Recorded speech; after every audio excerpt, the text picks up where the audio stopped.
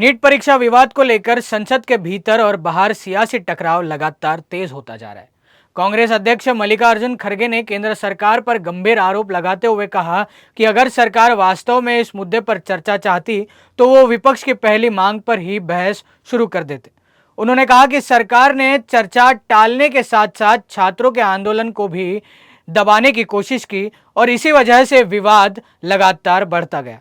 खड़गे ने प्रधानमंत्री नरेंद्र मोदी और शिक्षा मंत्री धर्मेंद्र प्रधान पर सीधा निशाना साधा। उन्होंने कहा कि विपक्ष नियम 267 के तहत चर्चा चाहता है लेकिन सरकार तैयार नहीं है। खड़गे ने छात्रों पर लाठीचार्ज, विपक्ष नेताओं के कथित अपमान और सरकार के रवैये पर सवाल उठाते हुए कहा कि जब तक शिक्षा मंत्री धर्मेंद्र प्रधान इस्तीफा नहीं देते तब तक विपक्ष इस मुद्दे पर किसी भी चर्चा के लिए तैयार नहीं होगा।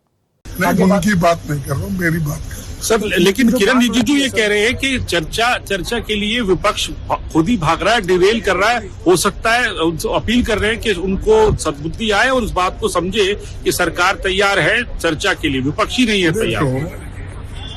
ये अगर तैयार होते तो उसी दिन, जिस दिन हमने डिमांड किया उसी दिन चर्चा शुरू होती थी। फिर वो क्यों तैयार नहीं हुए?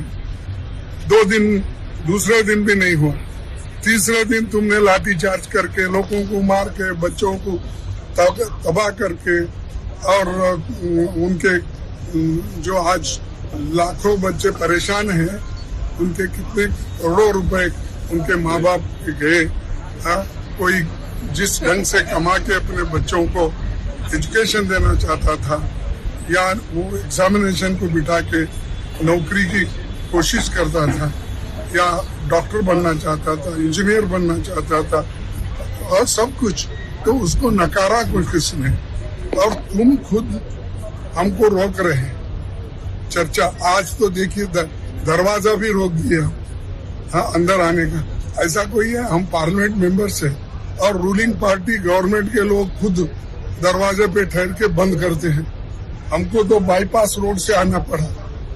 तो ये उनको शर्म आना चाहिए। और मैं आप लोगों से भी विनती करता हूँ, पहले उनको शर्म है क्या नहीं, जरा एक बार